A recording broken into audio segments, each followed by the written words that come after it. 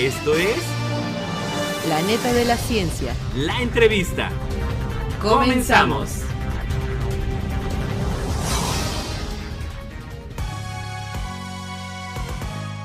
Hola, hola, ¿cómo están? Bienvenidos a La Entrevista de La Neta de la Ciencia, programa producido por el Consejo Potosino de Ciencia y Tecnología en colaboración con Radio y Televisión Universitaria. Recuerda escucharnos a través del 88.5 y a través de todas las redes sociales en @coposit. También todas las ediciones de La Entrevista se encuentran disponibles a través del Spotify de Radio y Televisión Universitaria. Y bueno, quiero dar la más cordial bienvenida el día de hoy a un investigador sumamente destacado aquí en San Luis Potosí, porque ha sido galardonado con el Premio Potosino de Ciencia, Tecnología e Innovación, este reconocimiento que otorga el Coposit.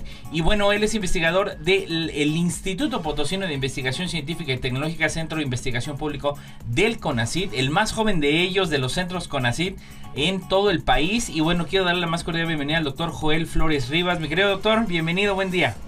Buen día, muchas gracias por la invitación, estoy muy contento de estar aquí. Sí, no, y bueno, de verdad es que recientemente tuvimos una experiencia muy padre, ¿no? Que fuimos al panel de La Voz de los Expertos, este evento que le hablaron a los jóvenes sobre cómo llegaron a ser científicos, ¿no? Creo que estuvo padre. Así es, en Matehuala. En Matehuala, sí. En Matehuala nos fuimos allá en el desierto y precisamente, Doc, bueno, pues usted se ha especializado precisamente en toda la parte, pues el área ambiental, pero per se en la parte de en la cuestión desértica, ahorita que estábamos hablando de Matehuala. Luego platícanos un poquito de todo lo que hace y digo, ya ¿cuántos años en Lipicido? Unos 20... Híjole, ¿en qué año llegó? En diciembre del 2001. O sea, recién estaba abriendo cortinas el Lipicid casi. Entonces, pues ya estamos hablando ya más de un par de décadas. ¿Cómo ha sido este trayecto? ¿Cuáles son las líneas de investigación que lleva? Y bueno, pues este trabajo que pues yo sé que va a estar bien difícil resumirlo en poco tiempo, pero bueno, ¿cuál ha sido el trabajo al cual se ha enfocado durante todos estos años en el Lipicid? Bueno, desde siempre me han interesado mucho las plantas y sobre todo las plantas de desierto. Ya. Bueno, yo aquí llegué en diciembre de 2001 muy interesado en realizar investigación, aprender, conocer todo lo que se pudiera aprender de acá de estos desiertos. Hay muchas especies, ya lo saben la mayoría de ustedes, hay muchas cactáceas que están en categoría de riesgo, en peligro de extinción, amenazadas, en algunas otras categorías. Y siguen estando muy poco estudiadas estas especies. Pero sí seguimos viendo que pues la gente la saca del campo para la venta como plantas de ornato, bueno, sobre todo como plantas de ornato, aunque no sé si lo saben, hay algunas cactáceas que también tienen uso medicinal. Sus raíces, por ejemplo, tienen un uso medicinal. Pero el saqueo de cactáceas, sobre todo en especies que están en categoría de riesgo, para usarse como plantas de ornato. Ya, y bueno, aquí me parece algo muy importante. Creo que luego la percepción es de que cuando nos pintan, y creo que eso es de la primaria, nos pintaban el bosque, la selva, o cuestiones tropicales, siempre decíamos, la preservación. Y como que hay una percepción de que no pasa nada si el desierto se acaba. No, digo, porque dicen, pues no pasa nada, y usted precisamente habla de la depredación. ¿Cuál es la importancia del por qué, así como preservar pues los ríos, las cascadas, escenarios que luego conocemos como la Huasteca Potosina? ¿Cuál es la importancia del por qué también tenemos que preservar y hasta qué riesgos existen el que no cuidemos nuestros desiertos?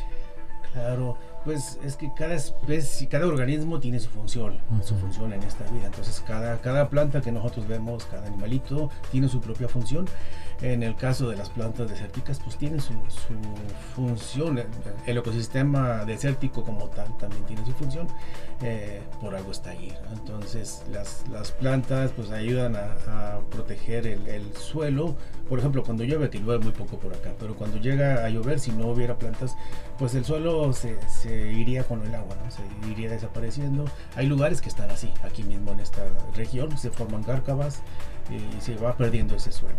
Entonces las plantas, la vegetación ayuda a retener ese suelo, ¿no? Y bueno, las plantas nos dan oxígeno a nosotros, nos dan vida también. Entonces es muy importante que tengamos que sigamos conservando estas. Y ahora, en el caso, por ejemplo, de un poquito también relacionado con la fauna, y estaremos hablando por ahí de un audiovisual que realizaron, que presentó allá en Matehuala, que fue Si los desiertos hablaran, que me encantó y ya lo vi varias veces. ¿Cuál es el impacto del hecho de que, por ejemplo, se esté depredando las plantas? ¿En qué impacto tiene también en la fauna? Porque al final del día hay un ecosistema grandísimo en el desierto de animales, ¿no? Claro, se forma una red trófica. Bueno, anteriormente se conocía como una cadena trófica, pero no es una cadena como tal, es una red de interacciones de muchos organismos. Pues hay animales que se alimentan de los frutos de los cactus, por ejemplo. Y si nosotros sacamos esos cactus, pues entonces ya no va a haber alimento para estos animales. Se alimentan de las semillas, algunos insectos se alimentan de las semillas de los cactus, por ejemplo, los ratoncitos también se alimentan de los frutos de los cactus, las aves también. Y bueno, la interacción no es solamente de alimento, hay polinización, hay también. Sí, por ejemplo, hay murciélagos que polinizan frutos de cactáceas columnares, de las que vemos que son muy largas, como un tubo, ¿no? Así, sí, como las pitayas. Ya. Esas están especializadas a ser polinizadas por murciélagos. Ya. Entonces hay muchas interacciones, muchas de ellas que todavía no son conocidas todavía. Digo, y lo interesante de esto, y hago a colación y para que la gente lo sepa, en el Consejo Potosino de Ciencia y Tecnología se tiene un micro jardincito, se llama el Jardín de las Cactáceas, el Jardín del Desierto, y a mí me llama la atención porque hemos tenido hasta zorritos, hemos tenido zorros, hemos tenido ardillas, tenemos muchas lagartijas, y bueno, si eso sucede aquí en una zona urbana, pues no me quiero imaginar la relevancia que tiene. Ahora, durante todos estos años que han desarrollado investigación en el desierto, ¿cómo ha venido cambiando el escenario? Es decir, ¿a qué nivel ha impactado la depredación? Y también me imagino que debe haber también algún impacto económico, ¿no?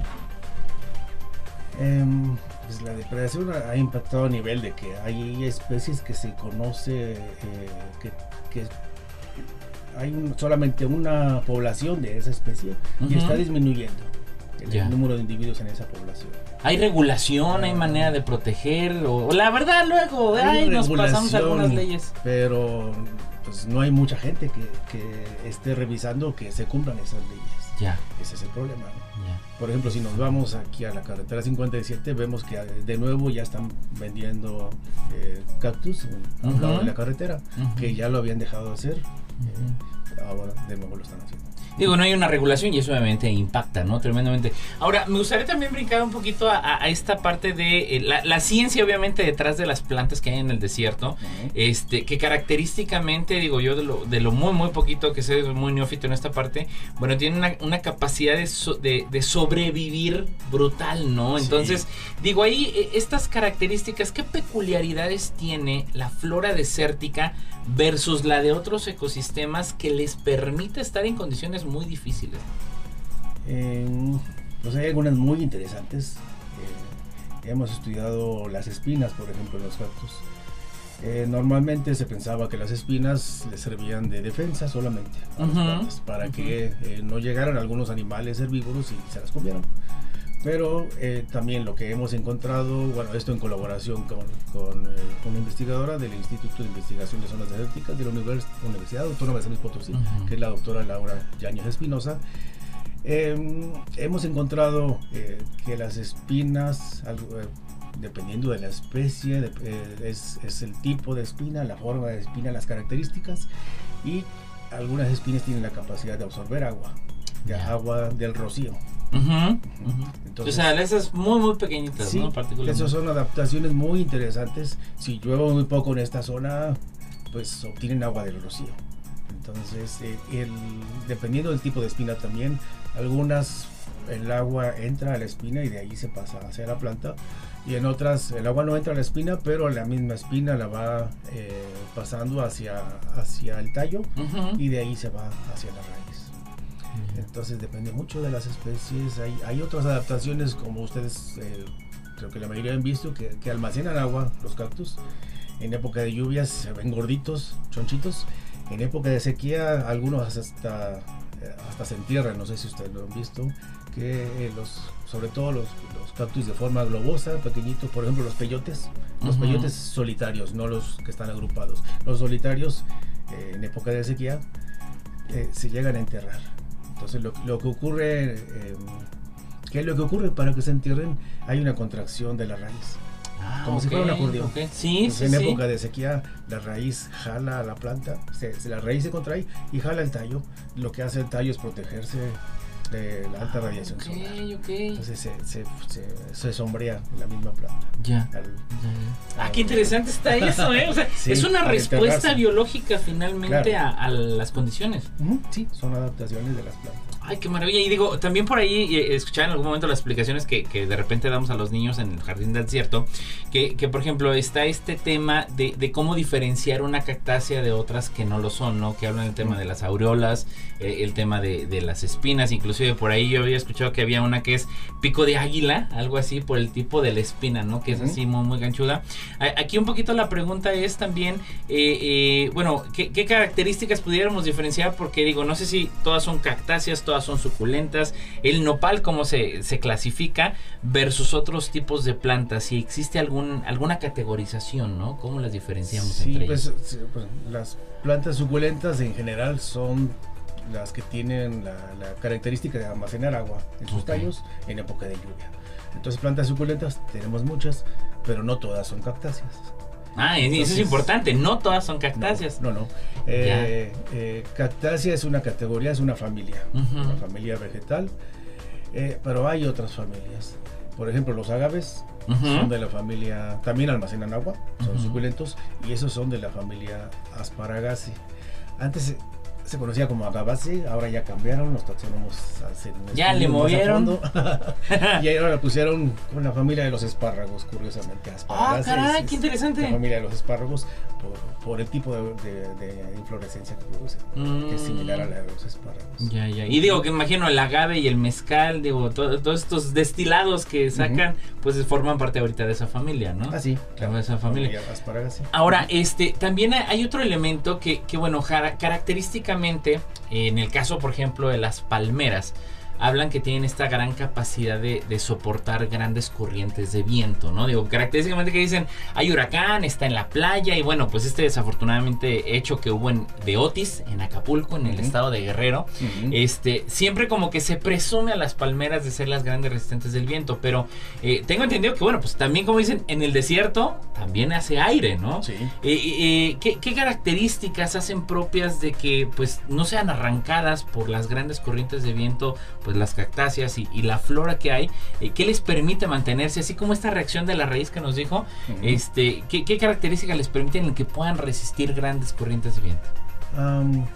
Bueno, en general las plantas de zonas áridas no son tan altas. Hay algunas excepciones, como las que conocemos como palmas de desierto, que en realidad no son de la familia de las palmas. La familia, las palmas pertenecen a una familia, las palmas que vemos en las costas, por ejemplo, y lo que vemos nosotros aquí en esta zona son del género yucca y son de la familia Asparagaceae, son parientes de los agaves también. Qué interesante es eso. Y bueno, si ven, esas son plantas muy altas en esta zona, este tipo de las yucas que les menciono, que bueno, les podemos llamar palmas, como nombre, como palma desértica. Se fijan ustedes la forma que tienen, todas como de ladito y todas hacia el mismo lado. Entonces, esa también es otra característica que tienen, que es para evitar que el viento las tire también, ¿no? O sea, son aerodinámicas para acabar pronto. O sea, hay, como los autos, hay aerodinamismo. Ahora, ¿durante cuánto tiempo pudiera estar una planta del desierto sin agua? Es decir, de que, híjole, no llovió, ¿cuánto tiempo ellos pudieran estar, de decir, bueno, mantenerse y sin que muera la planta, ¿no? ¿Hay algún estadístico o algunas especies en específico que hayan identificado? Es que es muy variable. Sí, depende mucho de la especie. Por ejemplo, hay plantas que se les llama plantas de resurrección. Y parece que estuvieran muertas. ¿A poco? Sí, son del género Selaginella, son unas herbáceas pequeñitas.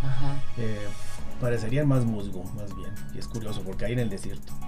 Y normalmente las vemos y pues, como si estuvieran secas, un color amarillo, entre café y amarillo, y en cuanto reciben una gota de lluvia, las hojas empiezan a desenrollarse y a tomar un color verde. Por eso de resurrección, Por eso ¿no? se llaman plantas de resurrección. Caray, qué padre, Sí. qué padre. Ahora, tiempos de vida, también se ha identificado, digo, por ahí en alguna lectura también, que dicen, bueno, las cactáceas, las suculentas, forman parte de la historia de la Tierra, digo, porque son muy anteriores a la especie humana, Sí. de años, ¿no? ¿Hay algún estadístico que se tenga identificado de lo que hayan investigado a nivel mundial, desde cuándo están algunas de estas plantas, los padres, ahora sí que los precursores de las cactáceas, ¿no? No recuerdo el dato exacto, pero son millones de años. Millones de años, o sea, sí andan con los dinosaurios, quizá, ¿verdad? O hasta más. Sí, bueno, pues surgieron en una época en que disminuyó la humedad en el planeta, entonces Ya. por eso hubo cambios. Un calentamiento Sí. y evolucionaron las plantas ahí. Sí, hubo algunos cambios, pero sí tienen ya millones de años. Es complicado saber exactamente la fecha porque las cactáceas no son como muchos árboles que forman anillos de crecimiento. En el caso de las cactáceas no forman esos anillos de crecimiento. Ujú. Por ejemplo, los pinos. Como los árboles, ¿verdad? Sí, los Estas árboles, capas los que vamos pinos viendo. Forman un anillo de Cierto, crecimiento por año. Entonces, Ya. una forma de estimar la edad que tiene ese árbol es contando los anillos. Se mete un taladro especial, lo metes al árbol, sacas una viruta de madera, cuentas los anillos. Y sale la edad. Entonces ya puedes estimar la edad. Ya, por eso el tul está viejito, ¿verdad? El árbol del Sí. tul está gruesecito. Sí. Entonces en los árboles es mucho más fácil estimar la madera, Ya. la edad que tienen ellos. Y en las cactáceas, ¿no? Es Está más complicado. ¿Hay alguna técnica, o sea, de alguna manera valoran algunas características para sacarle? Lo han hecho un poco en las espinas utilizando isótopos estables de carbono. Pero bueno, es una técnica moderna, lo han hecho en Estados Unidos. Aquí en México no se han hecho estos estudios todavía. Ya, Sería o sea muy que interesante. sigue en esa Sí, parte. sí. Ahora, algo que también me parece interesante es que yo gradualmente veo cómo la gente, y en San Luis Potosí característicamente por ahí había una casa muy conocida de la familia Gamboa, del profesor Raúl Gamboa, que tenían una serie de cactazas por ahí en un jardín cerca, en la parte céntrica de San Luis. ¿Tiene beneficios el que en lugar de estar teniendo quizá pues las plantas, hay gente que es muy aficionada a tener plantas en casa y todo eso, tiene algunos beneficios, tiene algunas ventajas el mejor tener pues nuestro jardín con cactáceas, dadas las características pues del clima o de la orografía que tenemos en San Luis? Sí, el beneficio es que no tienes que darles ese riego. mantenimiento, ¿no? Como otras. No es como otras plantas que las tienes que estar regando, sobre todo en esta época que hace mucho calor, hay que regarlas cada tercer día o 2 o 3 veces por semana. En el caso de las cactáceas, pues no hay que darles ese mantenimiento, tanto riego, ¿no? Tal vez de vez en cuando, pero no es lo mismo, ¿no? Entonces por eso se recomienda mucho, tanto en los parques, sería muy importante en los parques de aquí del municipio que se utilizaran plantas nativas, no necesariamente cactáceas, pueden ser mezquites, huizaches, palmas de desierto, las yucas que les mencionaba, o algunos otros.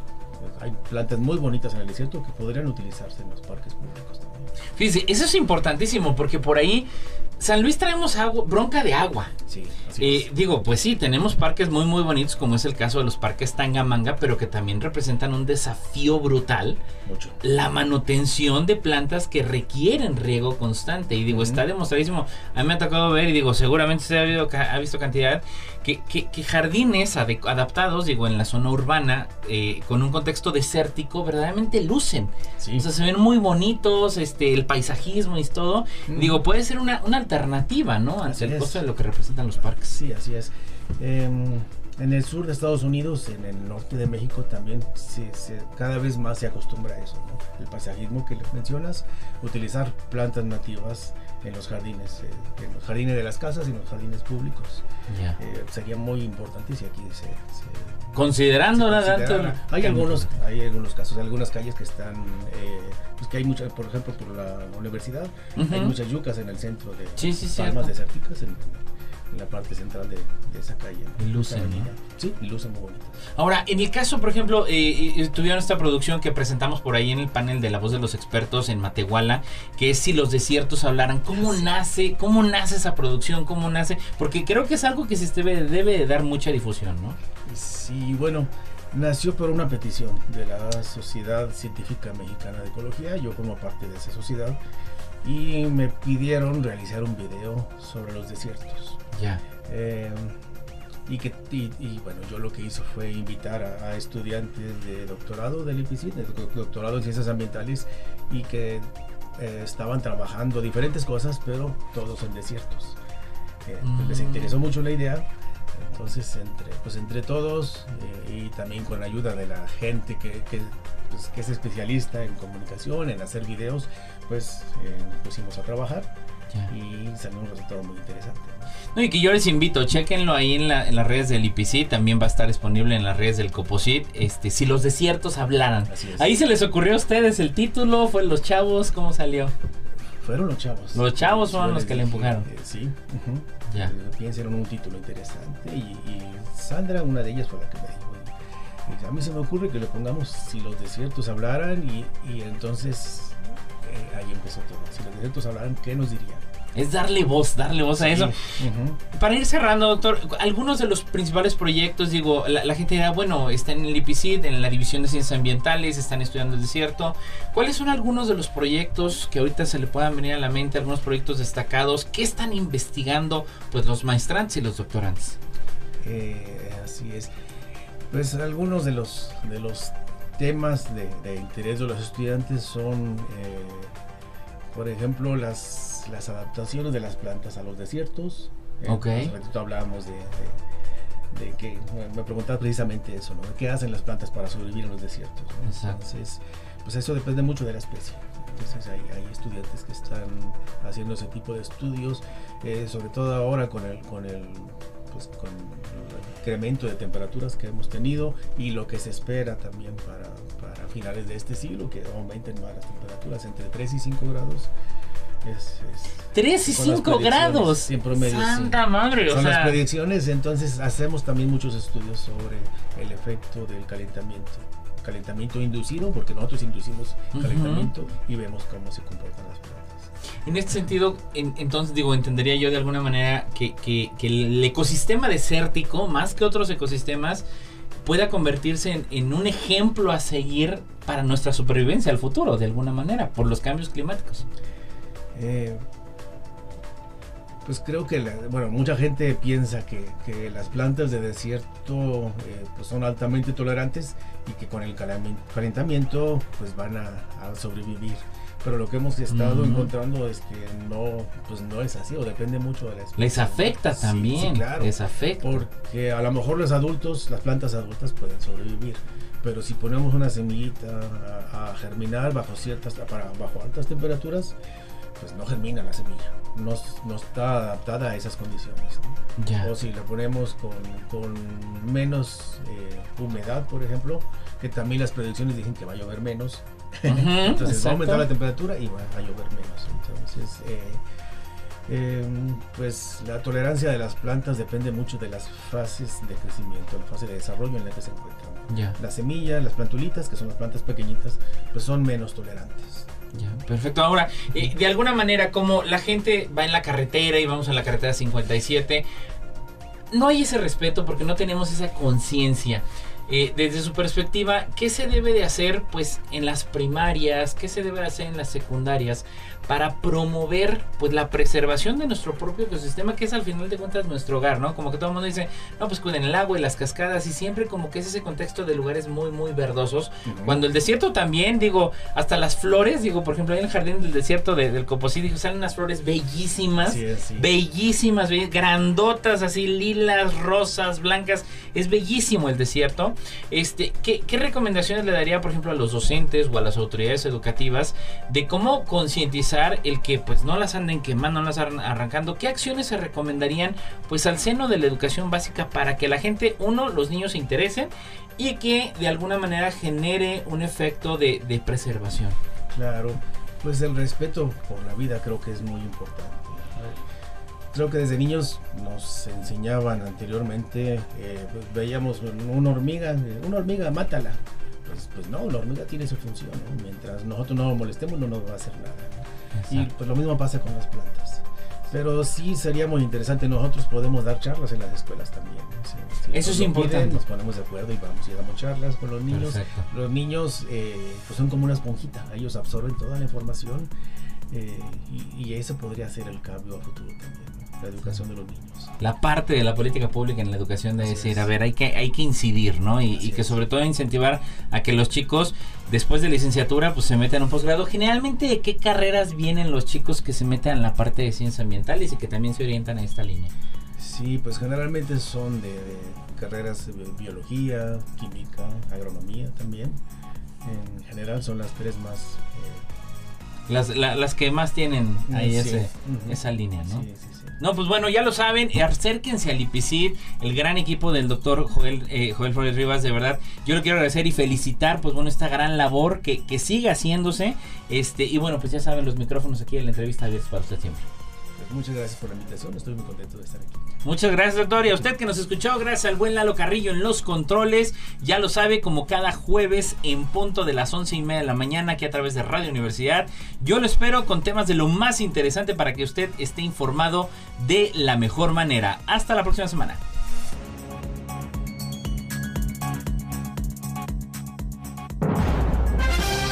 Esto fue La neta de la ciencia. La entrevista. Nos escuchamos en la próxima.